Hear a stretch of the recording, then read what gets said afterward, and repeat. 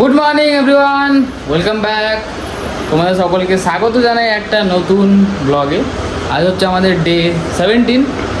আমরা আজ রুম থেকে বেরিয়ে যাবো। কাল রাত্রে আমরা এসে কাল সকালে এসে আমরা একটা রুম রেন্ট নিয়েছিলাম একদিনের জন্য, ঠিক আছে। 1000 রুপিস পড়েছে 4 জনের।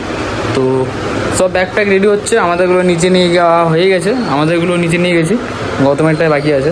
আমার হেলমেট, ব্যাগ আর টুপি আর আমার এই সাইনবোর্ডটা।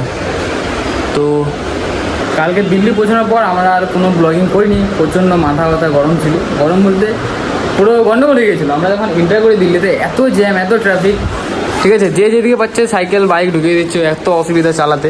এত আমরা নতুন শহরে এন্টার করেছি বলে আমাদের ঠিকঠাকভাবে কিছু জানা নেই, একটু অসুবিধা হয়েছিল। তো তার ফলে আর কোনো ব্লগিং করা হয়নি। তো আমরা এসে মাইনাসের জ্যাকেট, সাইকেল সার্ভিসিং সব হয়ে গেছে। তো আমরা এখন বেরোবো, ঠিক আছে, ডে 17-এ।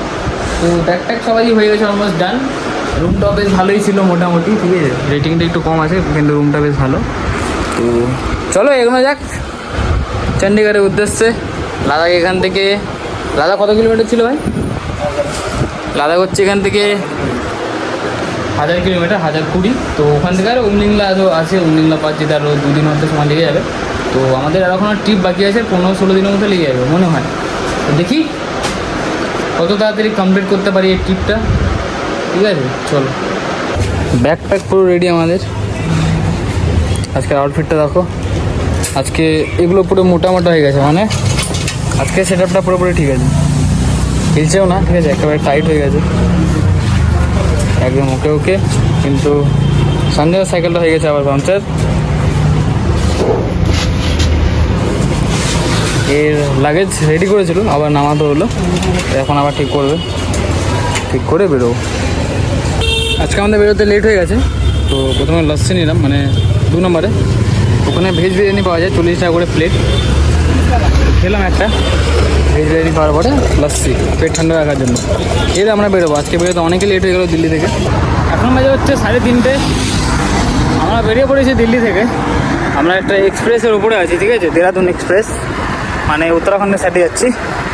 প্রচণ্ড গরম, 38 ডিগ্রি সেলসিয়াস।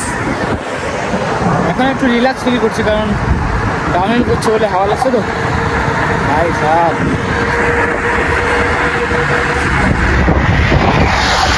টেম্পারেচার আজ 38 ডিগ্রি সেলসিয়াস, কিন্তু ফিল লাইক 45 ডিগ্রি সেলসিয়াস দেখাচ্ছে।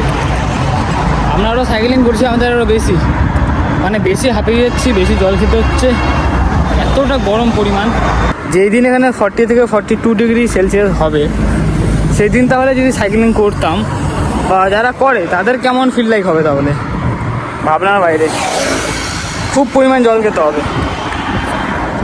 না হলে অবস্থা একেবারে টাইট হয়ে যাবে। এই দেখো সামনে উড, চলে যাচ্ছে ভাই,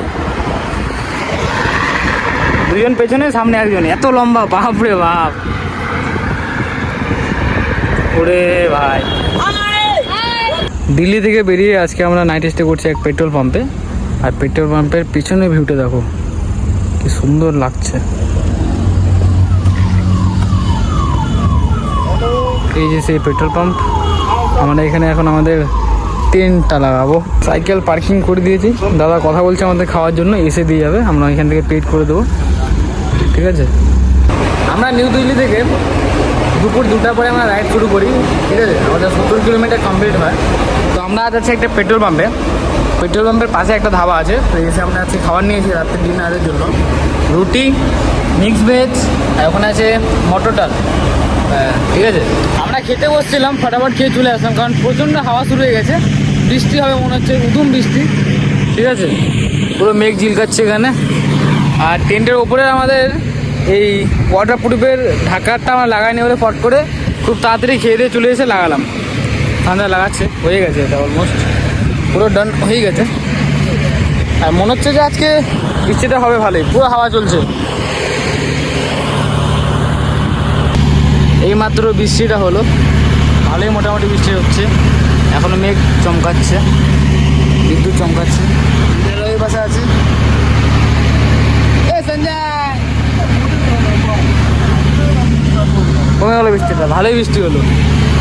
বৃষ্টিটা ভালোই হলো। আমরা ভেতরে সব কিছু কাজ করছিলাম বলে আর তখন রেকর্ড করতে পারলাম না। এই দেখো পেট্রোল পাম্প পুরো ভিজে গেছে, আজকের মতো এইটুকু, কাল সকালে দেখা হচ্ছে আবার নতুন আপডেট নিয়ে, নতুন একটু মজাদার ব্লগ নিয়ে। Tata, thank you. তোমরা ভিডিওগুলো একটু শেয়ার করে দাও যাতে মোটিভেশনটা বাড়ে। ধীরে ধীরে আরও কালো হয়ে যাচ্ছি, পুরো স্কিন চলে যাচ্ছে, ঠিক আছে। সানস্ক্রিন লাগানোর সত্ত্বেও তবুও কোনো কাজে দিচ্ছে না। চলো, কোনো ব্যাপার না, পরে আবার ঠিক হয়ে যাবে 1 মাস বাড়িতে থাকলেই। এ তো খালি গায়ে বেরিয়ে গেছে, দেখো পুরো বডিটা দেখেছো। ভাই ব্যাকগ্রাউন্ডের হেভি হলো, মানে মেঘটা যখন চমকালো হেভি লাগলো দেখতে। চলো, দেখা হচ্ছে কাল নতুন ব্লগ নিয়ে। Tata, thank you, good night, sweet dream. ভালো ভালো স্বপ্ন দেখো, ভালো ভালো কমেন্ট করো।